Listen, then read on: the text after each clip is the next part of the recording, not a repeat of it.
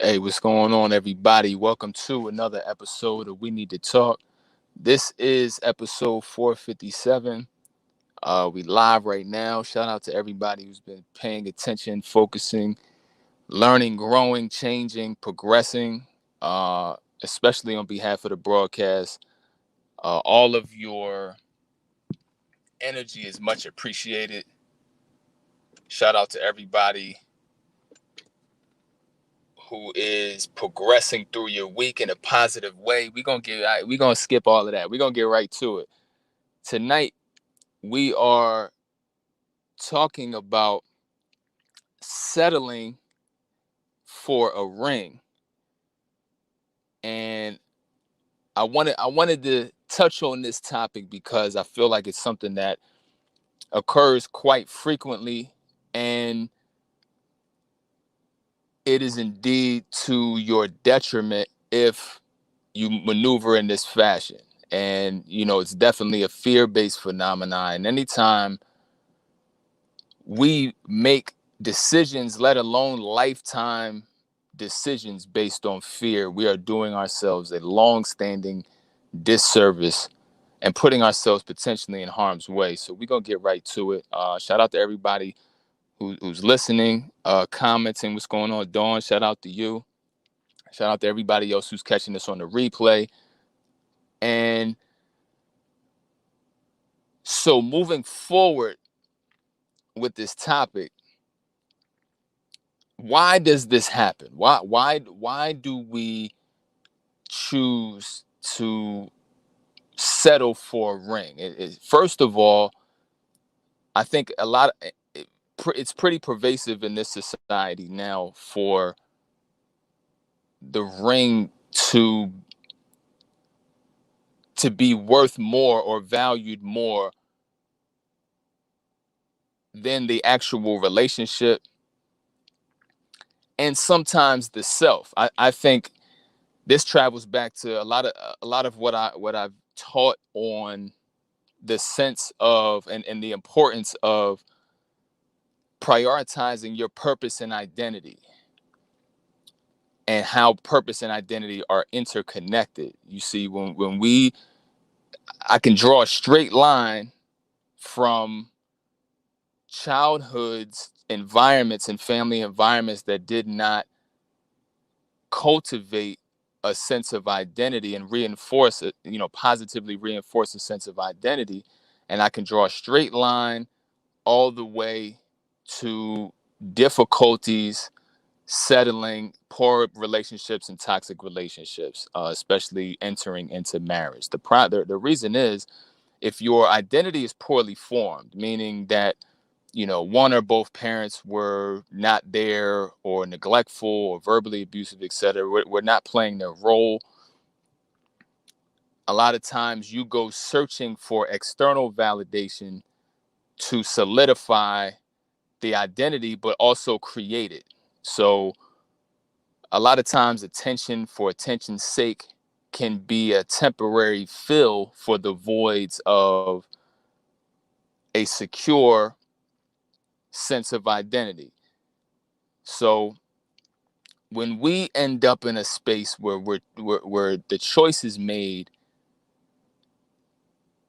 to get married when the relationship is not sound, when the relationship is not good, when it's a mismatch, when it's the best you could find at the time, when that sense of desperation causes you to make a choice to choose somebody that does not satisfy your categories and standards and deal breakers, non-negotiables, etc., you put yourself in a difficult space that is prone to you creating illusions for yourself. See, there's certain phases you go through when you make a choice to bring a partner into your life, or to have a partner that is not up to par, is not up to the standards that you create for yourself,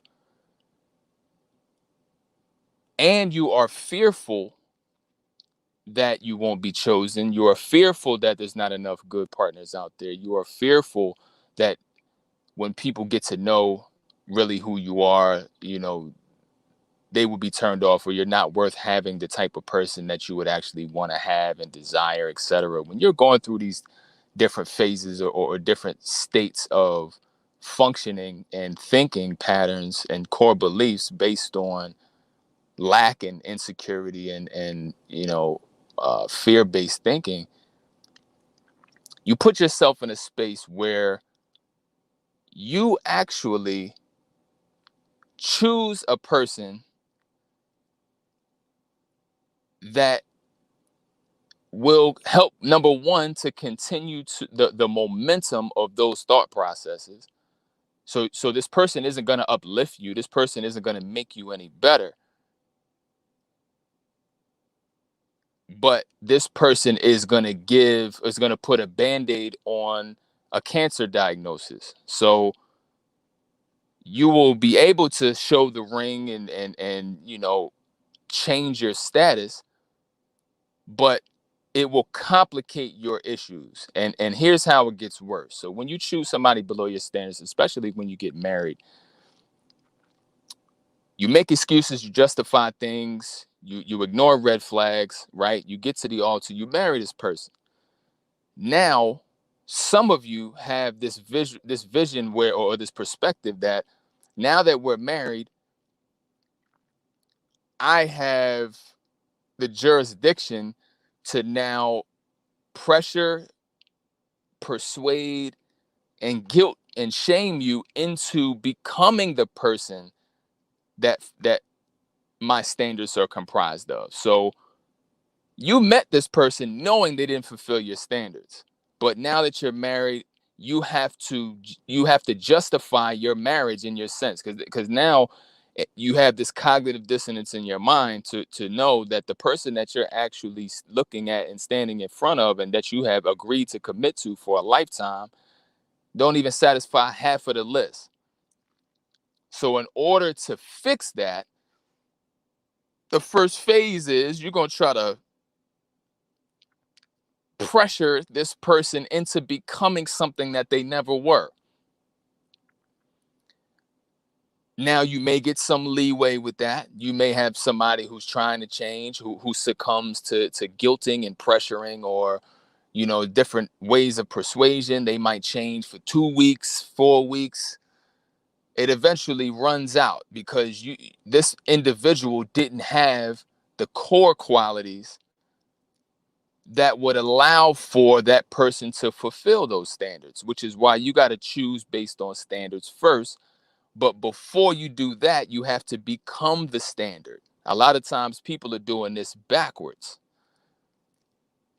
A lot of us don't want to become the standard before requesting it.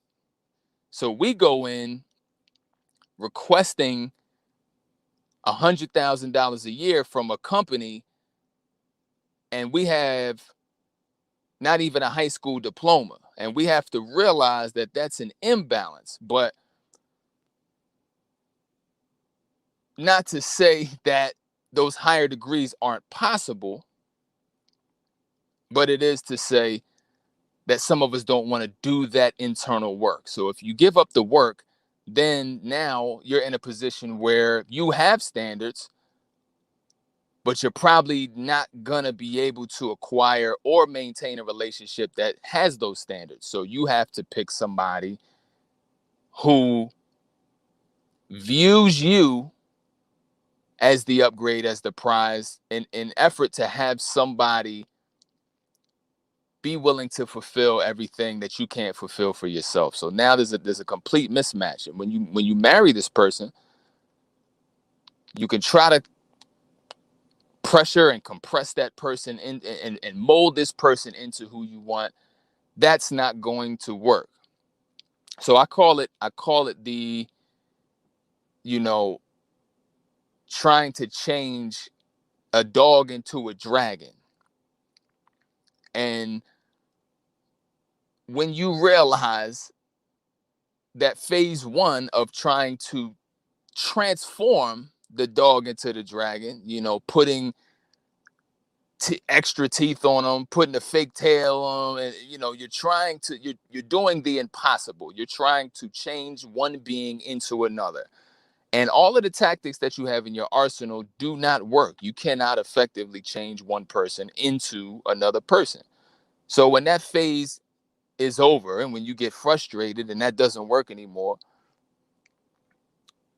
the next phase is to act as if that dog is a dragon. So then you start to do things like, you know, uh, increasing the social media, fronting on social media, basically creating this image, when you're around your friends or homegirls or whatever, talking as if everything is great, everything is wonderful. You putting certain photos up to indicate or to give the illusion that, this dog is a dragon in fact. And then so now the portrayal happens. Now you are slowly not only trying to lie to the people around you and inflate and fabricate to everybody around you who can see, but you're slowly doing this to yourself. You can only lie to yourself so long, but you're slowly putting yourself and diving deeper into just illusion,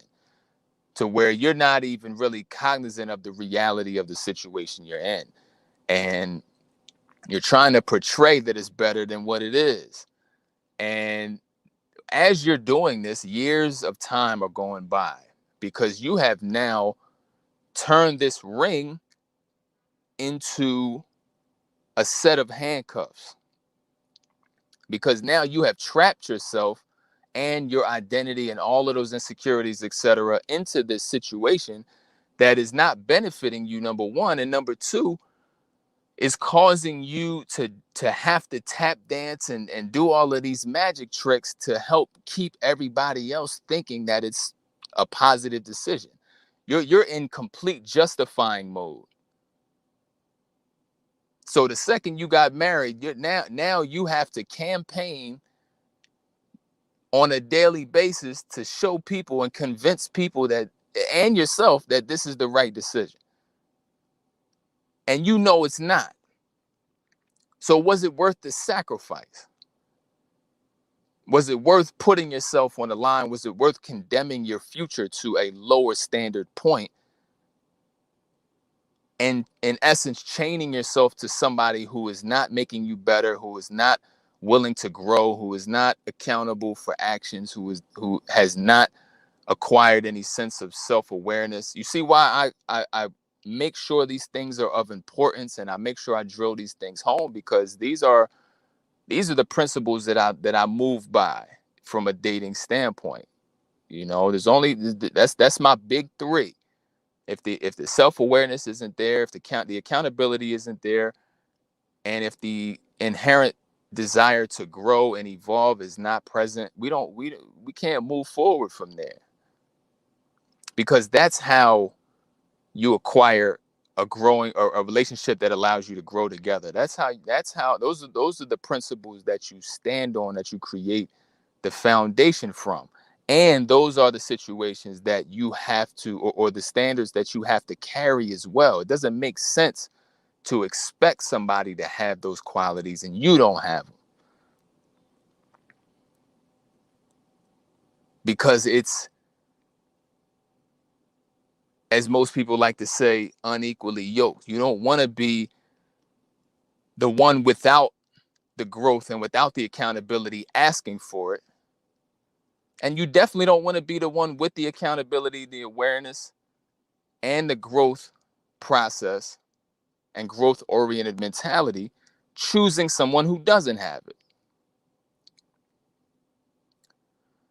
So we have to really reevaluate the importance of the ring, and to know that it can be used against you. The very thing that you chase for can in effect become a prison within itself. And that's what fear provides you. If we really look at the root, all fear-based decisions, especially on a consistent basis, provide you or direct you into a prison of sorts. and it's self-contained. So you will limit yourself, especially scarcity mentality. You will limit yourself right into a box, and that box gets tighter and tighter. That 23 hour lockdown in the whole solitary confinement. Imagine that the dimensions of that even getting smaller and smaller, year to year. That's what happens when you make decisions based on fear. And so we, as a whole, there has to be a desire to get out of the habit or out of the mentality that you'll just take whatever's there, or you'll be fine with something that's not up to par or not. What's the point in having standards if you're not gonna choose based on who has them and who doesn't? There's no point in even having or developing any standards if they're not going to be adhered to, right? It's like just picking jeans. What's your size? I don't have size. I don't have no size. Just give me whatever you have. Whatever you have. What would happen if you really chose and shop like that and just went into the store blind, like let me get whatever pair you got on the rack? When you get home, you're gonna have a problem. You're gonna look crazy either way. Most likely, they're gonna be too big, or you ain't gonna be able to get in there. And then now they don't have any function. They don't have any value. They don't provide you with what they're supposed to provide you for. And it's the same thing with the ring. If you choose the ring over the relationship and the union, you're choosing a tool that cannot provide its ultimate function. It cannot serve you back. It cannot be the symbol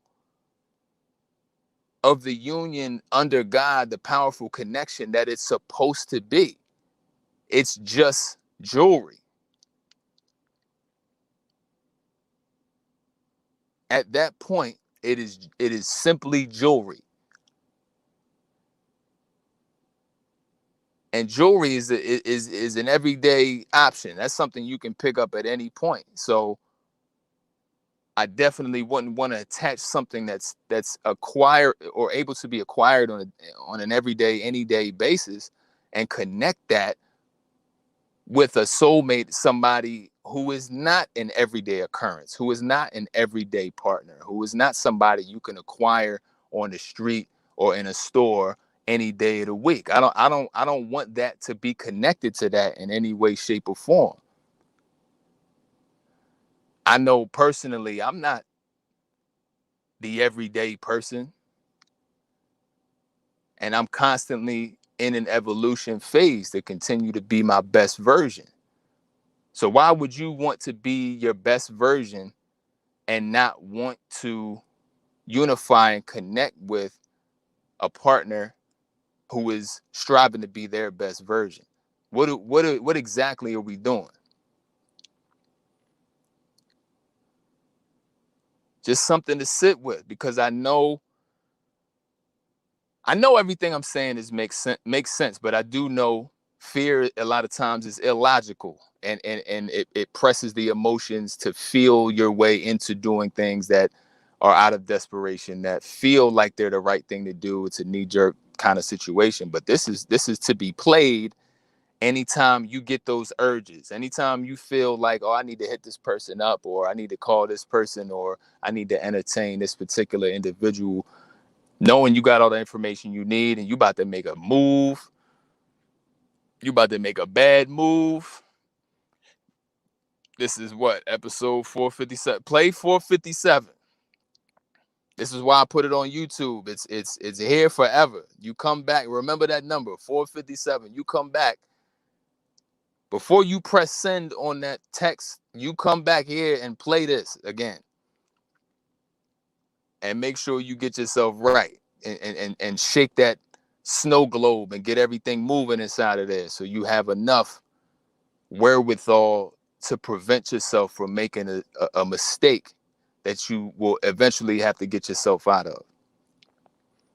Don't give fear the momentum to bully you into decisions that are not right for you long term.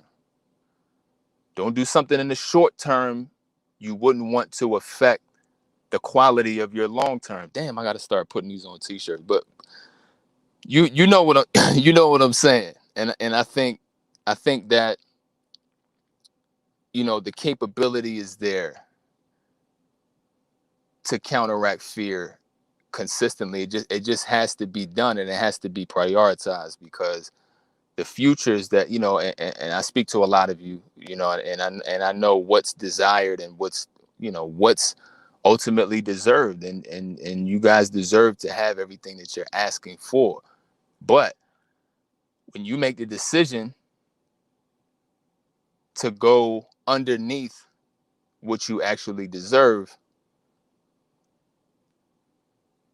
that's when things go left, and that's when you're standing in front of your own progress. And that's what gives fear the momentum. The the more the fear mechanism is obeyed, the stronger it becomes and the more persistent it becomes. So keep this stuff in mind as you move forward. But I want to say thank you guys again for tuning in, for listening in. Shout out to Dawn. Shout out to Erica. I see you guys in the comments. Erica says, I know I'm going to get a ring humbly but confidently. I've done the hard work. Feels amazing. Definitely. Definitely. Dawn says, crazy how that ring gets more focused than the job matrimony actually is. Right, exactly. A lot of times, what's on the back end of that ceremony is not considered enough. And, you know, that Disney fairy tale, you know, a lot of times people get caught up in that, you know, thinking that it's magically like that, and not that it takes work to be like that. You know, I'm not somebody to say that that fairy tale doesn't exist. I'm saying that, you know, there's effort involved. There's effort involved. You know, even to create those Disney movies, there was a whole team of people. You ever look at the credits? That should indicate that there's some work behind that. Even the fantasy, the hour and a half of a movie, there's thousands of people, hundreds of people involved with that process to even create it for you. And that's the same thing that you should understand. It's like there's work internally, individually, and there's work as a unit. There's work and discipline in the choosing. So even before the ring, let's say the ring of the phone call, like you know, from ring to ring, there should be a lot of focus on observation, on listening, on body language, on being in tune with energy, intuition, right? Ensuring that this is the right move to make. And if it is, then that's great. But if it's not, and that's indicated, we shouldn't be shielding ourselves from the truth of the matter, and we should operate off of what we observe and what we see and experience, as opposed to trying to force the wrong character in the right movie. So thank you guys again for tuning in. Anybody who's watching, appreciate your energy. Be sure to click the links in the bio if you would like to check in with me for virtual coaching, or if you would like to support the show. Everything is much appreciated, and a lot more to come. A lot of things operating in the background. So, you know, stay in tune. Make sure you guys share the broadcast and subscribe. I'll check y'all tomorrow night.